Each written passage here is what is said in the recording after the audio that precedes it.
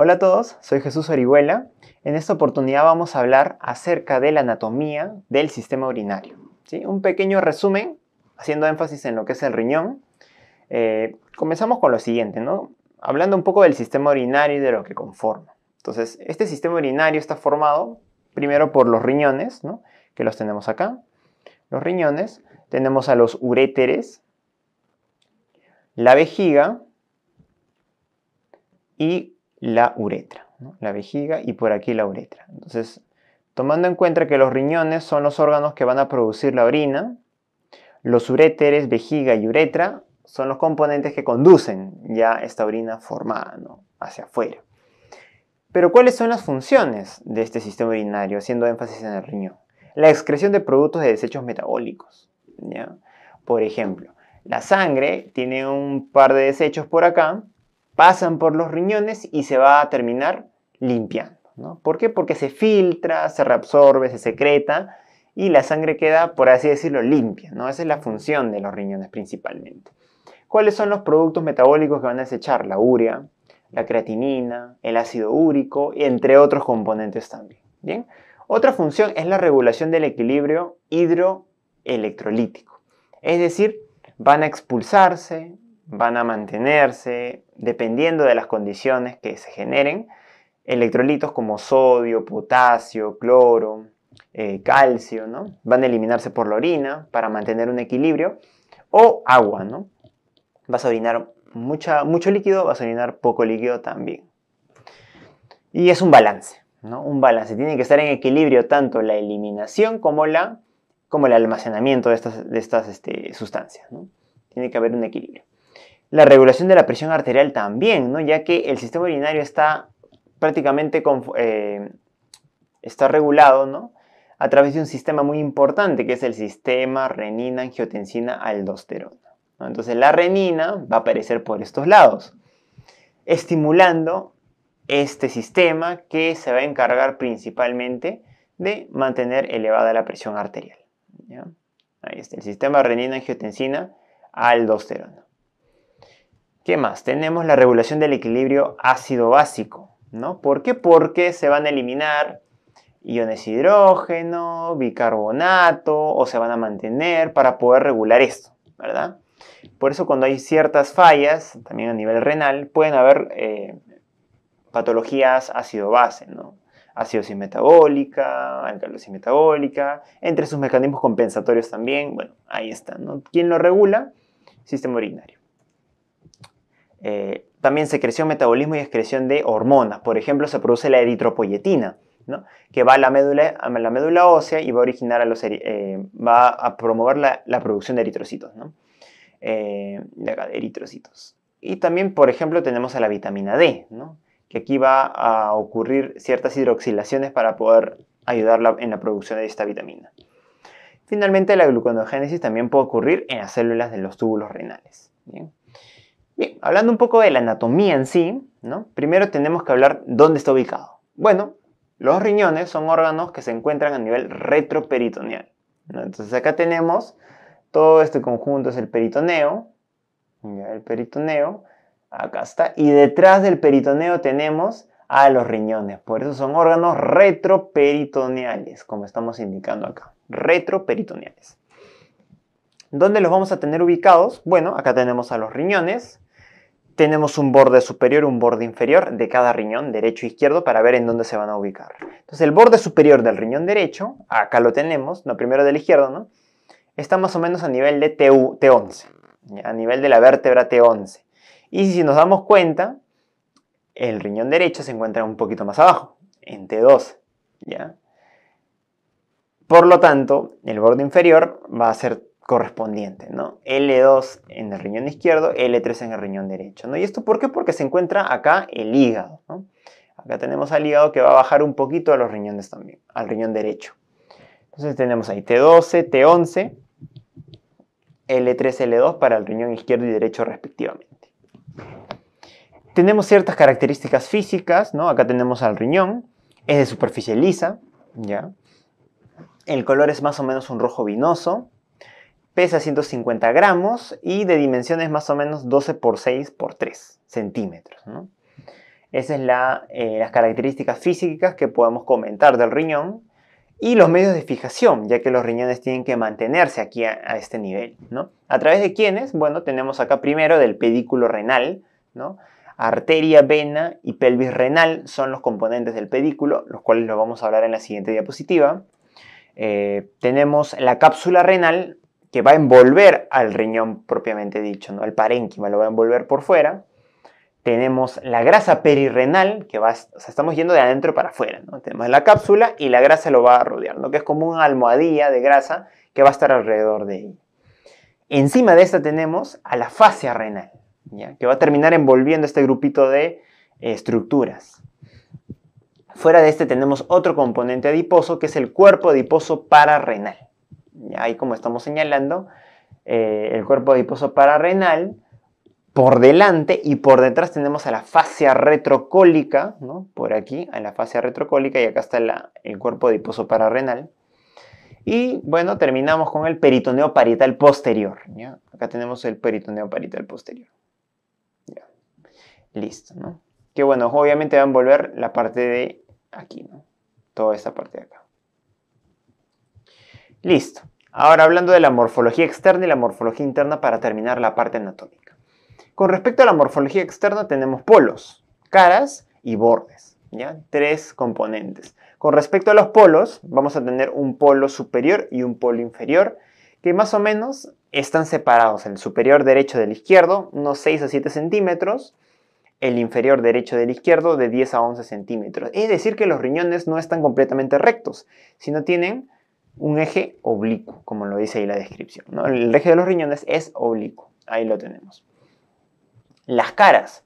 Tenemos una cara anterior, una cara posterior.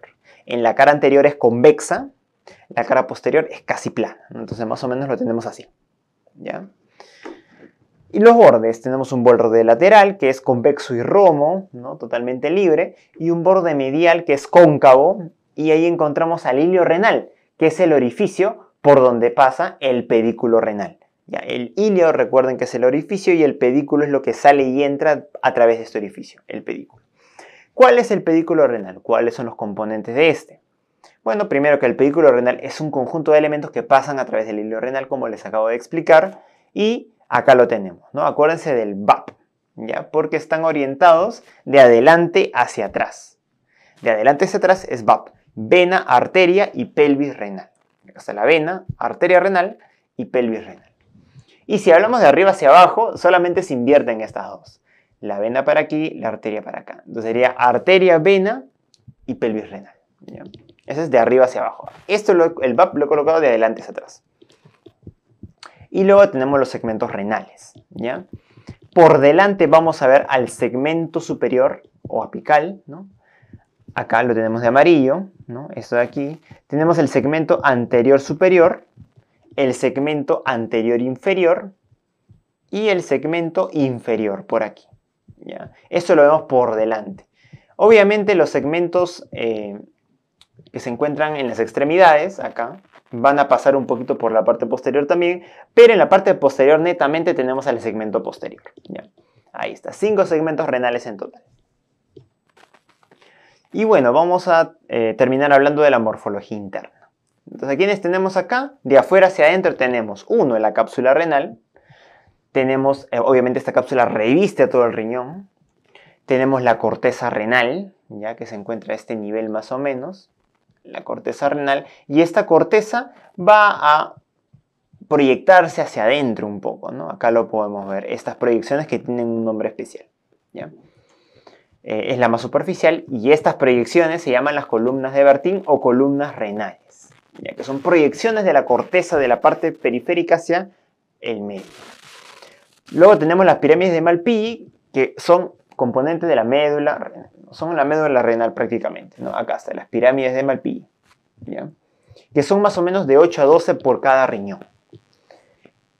Y la pirámide, con su corteza subyacente, bueno, suprayacente, perdón, ¿no? Y a los costados va a formar el lóbulo renal. Entonces, un lóbulo renal es su pirámide de Malpighi y su corteza alrededor de ella.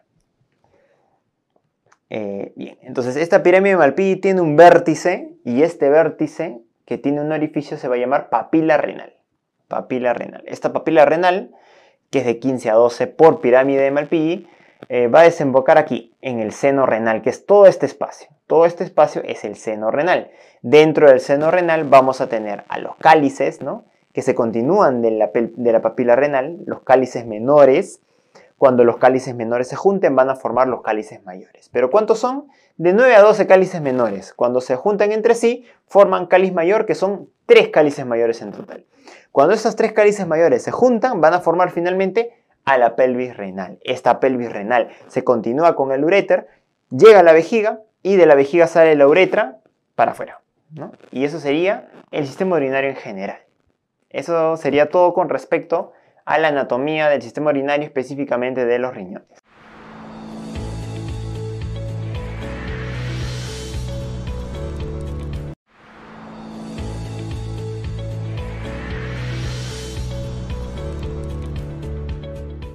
Hola a todos, soy Jesús Orihuela. En esta ocasión vamos a hablar de la embriología del sistema urinario. Bien, vamos a comenzar con esta clase corta de repaso, hablando del sistema urogenital en conjunto, ¿no? Este sistema urogenital se va a dividir en dos componentes. Se va a dividir en un componente urinario y en un componente genital. ¿Bien? Con respecto al urinario, que es donde nos vamos a centrar, hay que ver de dónde proviene embriológicamente, ¿no? Entonces, acá ya vemos la división de las 3 capas embrionarias: ectodermo de azul, mesodermo de rojo y endodermo de amarillo, que se encuentra aquí debajo. Y vamos a ver cómo el mesodermo se divide en 3 tipos de mesodermo. Tenemos el mesodermo lateral, el mesodermo intermedio y el mesodermo paraxial, ¿ya? El paraxial porque se encuentra ahí a los costaditos de la parte central, ¿no?, el eje, que en este caso vendría a estar representado por la notocorda que vemos aquí, ¿ya? Entonces, ¿de dónde proviene todo este sistema urogenital? Proviene del mesodermo intermedio, justamente de este de aquí. Bien, entonces vamos a partir de ahí. Vemos cómo se van movilizando estos mesodermos, formando las estructuras que van a originar posteriormente. Entonces, el mesodermo intermedio se desplaza ventralmente, ¿no?, mientras va dando forma al embrión. Obviamente se quedan como somitas el mesodermo paraxial. Y acá vemos cómo va tomando forma, ¿no? Acá tenemos la aorta dorsal y aquí. Este mesodermo intermedio que se ha desplazado hacia la parte ventral se va transformando, va originando como un abultamiento denominado la cresta urogenital, ¿no? Y el componente que se encuentra arriba de esta cresta urogenital vendría a ser el cordón nefrogénico. Entonces, de estas dos estructuras vamos a originar todas las demás. Entonces hay que tener en cuenta eso, ¿ya? Entonces, antes de entrar en detalle cómo se originan estos componentes renales, tenemos que conversar acerca de los 3 tipos de riñones embriológicos que existen. Tenemos el pronefros, el mesonefros y el metanefros. El pronefros primero, ¿no?, que lo tenemos aquí, ubicado en esta zona, es el rudimentario. El que aparece, pero luego se va a destruir, ¿no? No va a continuar más adelante. Entonces va a terminar atrofiando y haciendo apoptosis. Luego tenemos el mesonefros, ¿no?, que es un riñón que se va a desarrollar, va a funcionar un poco, pero luego va a terminar también destruyéndose, ¿no? No va a continuar al final. Y finalmente tenemos el metanefros, que va a formar los riñones permanentes, los definitivos. Entonces ahí tenemos los 3 tipos de riñones y vamos a ver en qué periodo embriológico va a originarse cada uno. Comenzando con acá, ¿no? Más o menos a partir de la 4ª semana, de la 5ª a la 12ª, vamos a tener a todos estos componentes. Primero, en la 4ª semana van a aparecer los pronefros. De la 5ª a la 12ª, los mesonefros. Y de la 5ª, o sea, conviviendo con el mesonefros en adelante, vamos a tener a los metanefros, que van a transformarse en los riñones permanentes. Entonces, primero con los pronefros. Ya, acá los tenemos. Son de 7 a 10 grupos celulares en la región cervical del embrión, o sea, más o menos esto de acá. Estos van a degenerar, ¿no? Se van a destruir, van a degenerar, van a hacer apoptosis. Y lo vemos aquí, ¿no? Acá tenemos, por ejemplo, este pedacito que vendría a ser parte de los pronefros, cómo se va a ir degenerando poco a poco. Ya van a ir desapareciendo. Luego tenemos los mesonefros. Entonces vemos acá cómo ha quedado rezagos del pronefros que se van a ir degenerando también, pero debajo de este se van a originar los mesonefros. ¿Cómo están compuestos los mesonefros? Bueno, primero, está compuesto por un conducto, ya que vemos aquí llamados los conductos mesonéfricos. De estos conductos mesonéfricos van a salir unas prolongaciones denominadas túbulos mesonéfricos. Bien, conducto mesonéfrico, túbulos mesonéfricos. Y bueno, obviamente tenemos la vía común, tanto urogenital, que vendría a ser la cloaca, ¿ya? Y urodigestiva, ¿no? La cloaca. Bien, y rodeando como un tejido a todos estos conductos y túbulos, vamos a tener al cordón nefrogénico de los cuales les hablé en la diapositiva anterior. Ahí va a estar, ¿bien? Va a estar conglomerando a todos estos componentes. Ahora, y acá tenemos a la cresta urogenital, ¿no? Que es este abultamiento que también les dije. Bien, entonces, y viéndolo de una vista espacial, o sea, esta es una visión en adelante y esta es una visión hacia arriba en un corte transversal, podemos ver cómo el conducto mesonéfrico se encuentra aquí, ¿no? Y acá encontramos a las vesículas mesonéfricas, que también son componentes, ¿no? Finales de los conductos. Y bueno, la cresta urogenital está por delante, abultada. Bien, entonces vamos a ver cómo este conducto mesonéfrico va a ir creciendo, poco a poco formando los futuros túbulos de la nefrona. ¿Ya? Entonces eso lo vamos a conversar en un momento, ¿no? Acá podemos ver cómo ya se está formando desde la aorta dorsal los glomérulos, ¿no? A través de unas prolongaciones delgadas como capilares que van a ir enrollándose entre sí. Pero todavía estamos en el mesonefros. Vamos a hablar un poco del metanéfros ahora. Bien, ya hemos conversado que estos son los conductos mesonéfricos, los túbulos mesonéfricos, el cordón mesonéfrico, y vamos a ver que el conducto mesonéfrico va a transformarse en el divertículo mesonéfrico en los metanéfros. ¿Ya? Se van a transformar. Ahí está, ¿no? Esta prolongación del conducto mesonéfrico va a formar el divertículo mesonéfrico, que vendría a ser esto. Miren, si se dan cuenta, todo esto es el mesonefros. Y este pedacito de aquí, que queda por acá, se va a transformar en el metanéfros y posteriormente en el riñón permanente. ¿Ya? Entonces, del conducto mesonéfrico sale el divertículo metanéfrico. Y del cordón nefrogénico va a salir el blastema metanefrógeno que se encuentra rodeando el divertículo. Entonces, la pregunta aquí es, ¿de dónde se origina el riñón? ¿De qué estructuras embriológicas? Del divertículo y del blastema metanéfrico. ¿Ya? De ahí se origina. Y vamos viendo cómo se va desarrollando, ¿no? Este divertículo metanéfrico se va a transformar en los uréteres, en la pelvis renal y en las estructuras posteriores que se formen. También en los cálices mayores y cálices menores. O sea, toda esa estructura rosada se origina del divertículo metanéfrico, mientras que del blastema metanéfrico se va a originar el parénquima renal, ¿no? Corteza con médula. Toda esta parte marrón va a originarse a partir del blastema metanéfrico. Y finalmente, ¿no? Miren cómo se va ramificando por dentro el divertículo, formando los cálices, etc. Y acá va a originarse ya partes finales de la nefrona, que son los túbulos colectores, ¿no? Entonces miren cómo se va enrollando poco a poco y mientras se enrolla va adquiriendo estructuras vasculares, ¿no? Ya está, ¿no? Entonces, por ahí vemos las estructuras vasculares, los glomérulos, cómo va a ir ramificándose también los túbulos, ¿no? El túbulo con la vesícula metanéfrica se van uniendo y van formando varios tubos para finalmente conformar la nefrona. Entonces acá vemos el túbulo con torneo proximal, el túbulo con torneo distal, el asa de Henle, y todo eso va a terminar formando la nefrona, que es una unidad que se encuentra dentro de los riñones, ¿no? Entonces, y eso sería todo con respecto a la embriología del sistema urinario, haciendo énfasis en el riñón.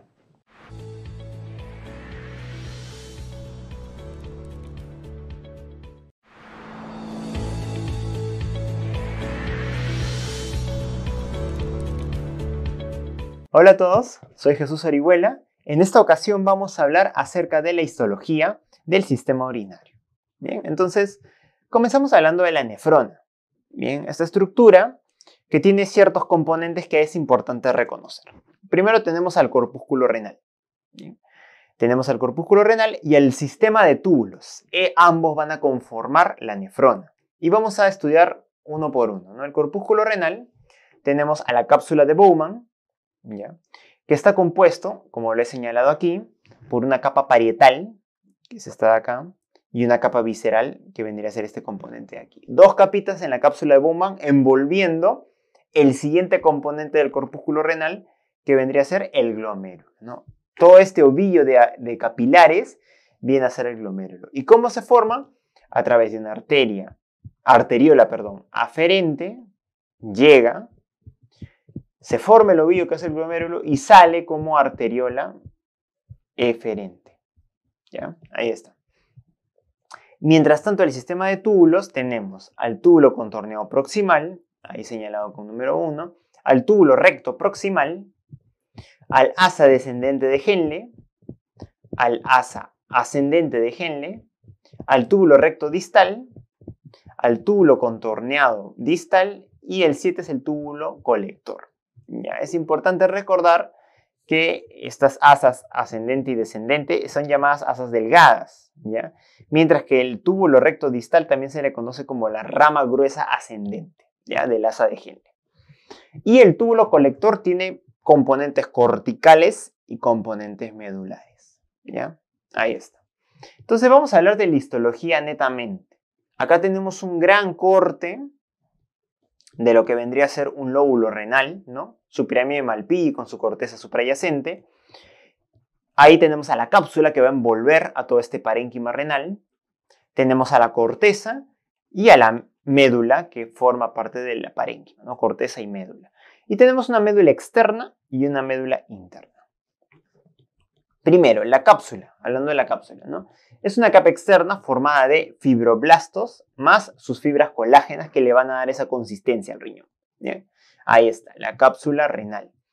Y su capa interna está formada por miofibroblastos, que bueno, son fibroblastos con capacidad contráctil. Bien, entonces acá tenemos otro corte donde podemos apreciar lo que les estaba comentando, ¿no? Por aquí encima tenemos a la capa externa, ¿no? De la cápsula. Acá está la capa externa y esta es la capa interna. Acá vamos a tener a los miofibroblastos. Y acá a los fibroblastos más sus fibras colágeno.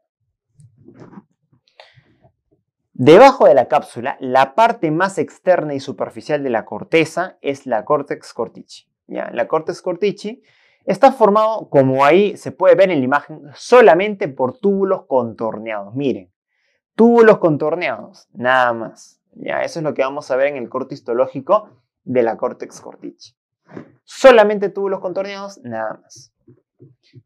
Por debajo de la córtex cortici, siendo componente de la corteza, tenemos dos componentes más. Primero, el laberinto cortical, que está formado por corpúsculos renales, como podemos ver aquí, miren, corpúsculos renales, y más túbulos contorneados por acá, túbulo contorneado por acá. Eso es un laberinto cortical. Y entre ellos tenemos acá a los rayos medulares, que es todo esto. Todo esto de aquí es un rayo medular. Y está formado, como podemos ver en la imagen también, por túbulos rectos. ¿Ya? Túbulos rectos encontramos en esta zona. Y no solamente los túbulos rectos, miren, sino también los colectores. Acá están los túbulos colectores. Son túbulos colectores corticales, ¿no? Corticales. Luego, hablando de la médula, tenemos que la médula externa se subdivide en una banda externa y una banda interna. La banda externa, como podemos ver en la imagen, porque con esta imagen podemos entender todo esto, tenemos los túbulos, ¿no? Pero gruesos, ¿no? Túbulos gruesos acá. Ya sea colectores, túbulo recto proximal, túbulo recto distal, pero gruesos. Ahí está, ¿no? Ahí como les dije, ¿no? Que pueden ser conducto colector medular externo, así se llama por el lugar donde se encuentra. Puede ser túbulo recto proximal o túbulo recto distal. En la banda interna ya tenemos una mezcla de túbulos gruesos y túbulos delgados, ¿no? Los mismos túbulos gruesos, estos de acá, pero los delgados se agregan como en la rama delgada del asa de Henle, ¿no? Las ramas delgadas, tanto ascendentes como descendentes. Y terminamos con la médula interna, donde vamos a encontrar las ramas delgadas del asa de Henle, esta, y el túbulo colector medular interno. Acá. Túbulo colector medular interno. Bien. Y terminando esta diapositiva hablando de los tipos de nefrona que existen. Tenemos nefronas corticales, ¿ya? Que son los que se encuentran, son los que tienen los corpúsculos renales en la parte más externa. Por ejemplo, este de aquí que estoy pintando es un corpúsculo, perdón, es una nefrona cortical. Mientras que una nefrona yuxtamedular, como su nombre lo dice, yuxta al costado de la médula, se encuentran cerca de la pirámide renal. Por ejemplo, este que estoy pintando acá es un corpúsculo, una nefrona yuxtamedular, ¿no? Porque tiene el corpúsculo renal cerca de las pirámides de Malpighi. Hablando un poco de la barrera de filtración, que es importante comentarlo en la parte histológica, está formado de 3 componentes: el endotelio capilar, la membrana basal glomerular y los podocitos. Esto es una barrera de filtración, ¿ya? Entonces, primero el endotelio capilar tiene como función de barrera gracias a las fenestraciones que presenta, ¿ya? Si bien es un epitelio simple plano, tiene pequeñas aberturas que van a permitir el pasaje de ciertas sustancias, limitadas por el tamaño. Obviamente las sustancias más grandes no van a pasar, las sustancias más pequeñas sí van a pasar por ahí. Entonces tenemos acá fenestraciones, ¿no? Que son las barreras estructurales, y también debajo de estas, como membrana basal, vamos a tener debajo de ellas al heparansulfato, ¿ya? Que es como una barrera funcional. ¿Por qué? Porque este heparansulfato va a tener cargas negativas. Estas cargas negativas van a impedir el paso de sustancias con las mismas cargas, porque se van a repeler, ¿no? Acuérdense, cargas iguales se repelen, cargas distintas se van a atraer. Entonces, las sustancias que sean grandes y de cargas negativas no van a poder pasar por esta barrera. Es por eso que las proteínas no se filtran, porque son moléculas grandes y tienen cargas negativas. La membrana basal glomerular se encuentra acá al medio y está formado por una lámina rara externa, una lámina densa al medio y una lámina rara interna. Tenemos que las láminas raras están formadas por heparansulfato, y yo ya les dije que este heparansulfato nos da una barrera funcional porque tienen cargas negativas. Mientras que el colágeno tipo 4 de la lámina densa va a ser de barrera estructural, ¿ya? De barrera estructural porque va a impedir el pasaje de sustancias, ¿ya? Este es estructural y este es funcional. Finalmente los podocitos, ¿no? Los podocitos, que lo tenemos acá, ¿no? Esta célula, si se dan cuenta, este podocito tiene evaginaciones, como unas prolongaciones. Y dentro de cada evaginación hay pedícelos, que son como piececitos, ¿ya? Todo esto aumenta la superficie de barrera del corpúsculo renal, ¿ya? Aumenta la superficie. Entonces no es que sea la célula nomás, sino son las células, miren como podemos ver acá, y sus piecitos, ¿no? Que van a provocar que sea más funcional y estructural la barrera de filtración. Ya, ahí está. Entonces todos estos 3 componentes van a formar la barrera para impedir el pasaje de sustancias grandes o sustancias pequeñas. Y vamos a terminar hablando del mesangio, que también es componente de, ¿no? La barrera de filtración glomerular la vimos aquí, pero el mesangio lo estamos viendo acá.